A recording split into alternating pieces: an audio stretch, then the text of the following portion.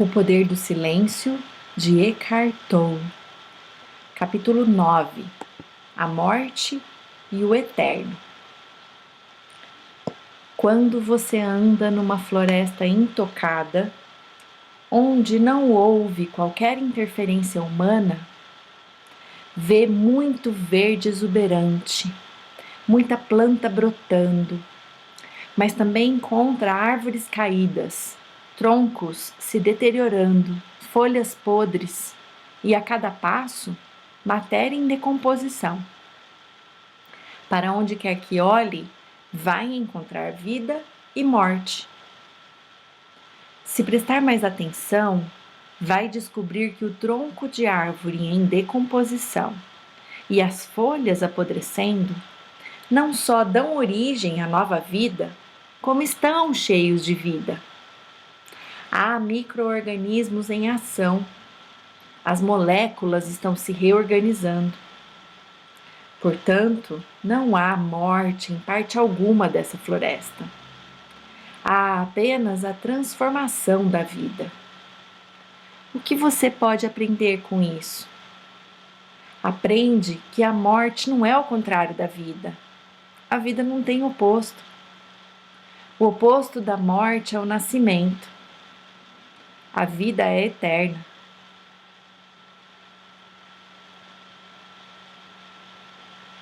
Sábios e poetas de todas as épocas reconheceram o caráter de sonho da existência humana.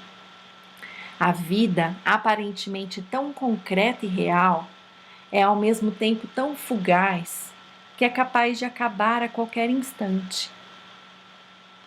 Na hora da morte, a história da vida pode realmente lhe parecer um sonho que está terminando.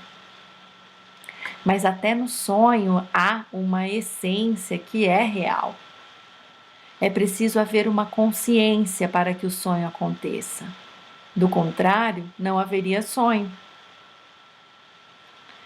Mas será que é o corpo que cria a consciência ou é a consciência que cria o corpo?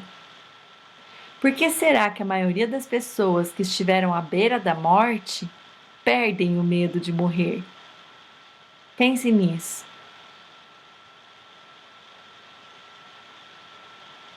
Claro que um dia você sabe que vai morrer, mas isso permanece apenas como uma ideia, até que você seja confrontado pela primeira vez com a morte.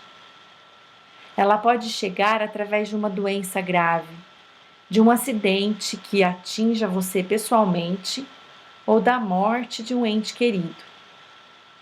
Nesse momento, a morte entra na sua vida e você toma consciência de que é um ser mortal. A maioria das pessoas procura ignorar esse fato, mas se enfrenta a realidade de que seu corpo é passageiro e pode acabar a qualquer instante, você consegue separar sua forma física do seu eu. Quando admite e aceita a natureza fugaz e passageira de todas as formas de vida, você é invadido por uma estranha sensação de paz. Ao encarar a morte de frente, sua consciência se liberta até certo ponto da identificação com a forma física. Por isso, os monges de algumas tradições budistas costumam meditar no necrotério, em meio aos corpos dos mortos. A cultura ocidental ainda nega amplamente a morte. Até as pessoas idosas procuram não falar ou pensar na morte, e os corpos dos mortos são mantidos à distância. Uma cultura que nega a morte torna-se inevitavelmente superficial, preocupada apenas com a aparência das coisas. Quando se nega a morte, a vida perde a profundidade. A possibilidade de saber quem somos para além do nome e da forma física, a nossa dimensão transcendental, desaparece, pois a morte é a abertura para essa dimensão.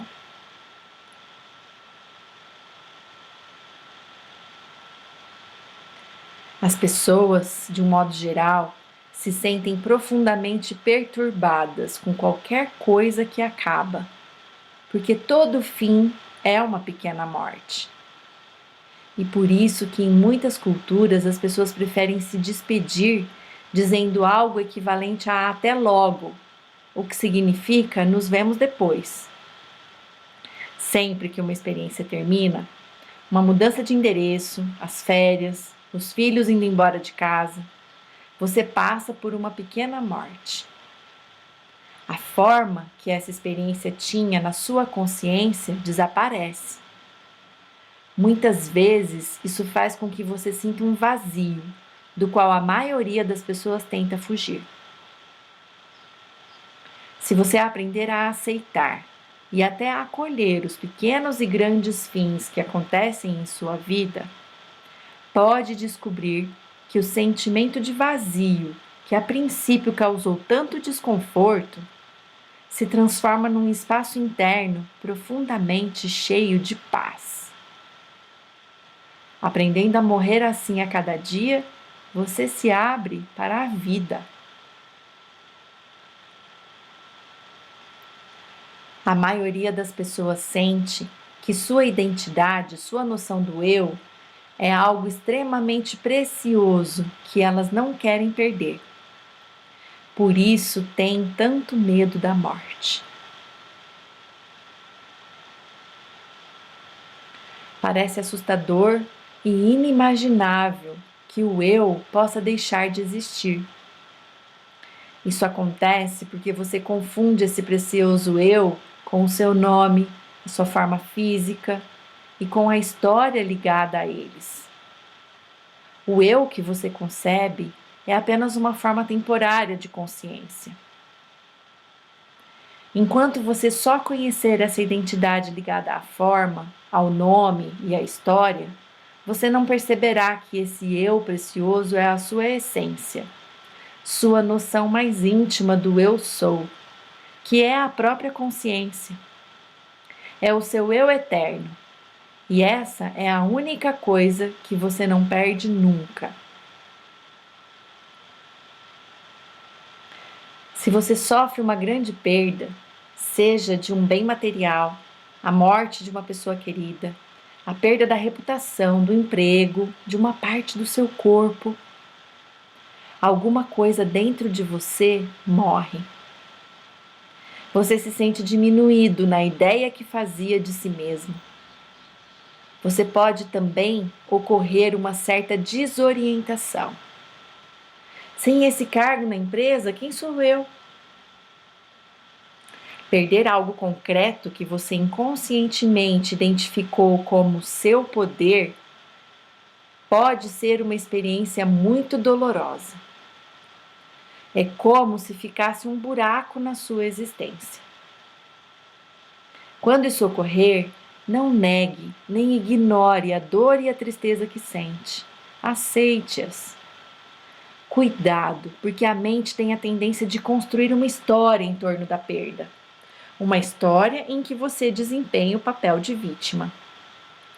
Medo, raiva, ressentimento e pena de si mesmo são as emoções que acompanham o papel de vítima. Preste também atenção ao que está por trás dessas emoções, assim como da história que a sua mente criou. Aquela sensação de buraco, aquele espaço vazio. Você é capaz de suportar e aceitar essa estranha sensação de vazio? Se for capaz de encarar o vazio de frente, talvez descubra que ele deixa de ser assustador. E pode se surpreender ao descobrir que há paz emanando de lá. Sempre que alguém morre, sempre que uma forma de vida se extingue, Deus, aquele que não tem forma nem se manifesta, brilha no espaço deixado pela forma que acabou. Por isso que a morte é o que a vida tem de mais sagrado. É por isso também que a paz de Deus pode chegar a você através da contemplação e da aceitação da morte. Como são curtas as experiências humanas, como a vida é rápida. Existe alguma coisa que não nasce e morre? Alguma coisa que seja eterna? Aos 20 anos de idade, você sente seu corpo forte e vigoroso. 60 anos depois, sente o corpo mais fraco e envelhecido. Sua forma de pensar certamente não é a mesma de que quando tinha 20 anos. No entanto, a percepção de que seu corpo está jovem ou velho, ou de que a sua forma de pensar mudou, é a mesma. Sua percepção é o que há de eterno em você, é a própria consciência. É a vida única que assume muitas formas. Você pode perder essa vida? Não, porque você é ela. Há pessoas que pouco antes de morrer sentem uma enorme paz e ficam quase luminosas, como se algo brilhasse no corpo que está se extinguindo. Às vezes, pessoas muito doentes ou muito idosas ficam, por assim dizer, quase transparentes nas últimas semanas, meses ou até anos de suas vidas. Quando nos olham, é possível ver uma luz brilhando através dos seus olhos. Não há mais sofrimento psicológico. Elas se entregaram e assim o eu autocentrado se dissolveu. Morreram antes de morrer e encontraram uma profunda paz interior pela compreensão de que dentro delas existe algo imortal.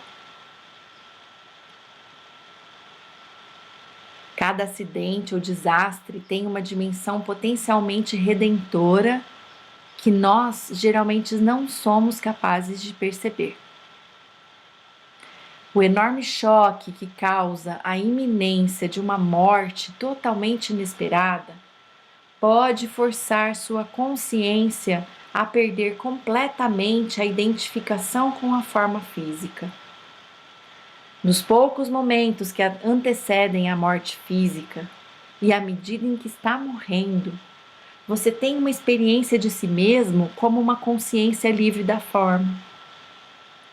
De repente, não há mais medo, apenas paz e a impressão de que está tudo certo e que a morte é apenas uma forma se dissolvendo. A morte é então sentida como ilusória, tão ilusória quanto a forma física que você identificava como sendo você.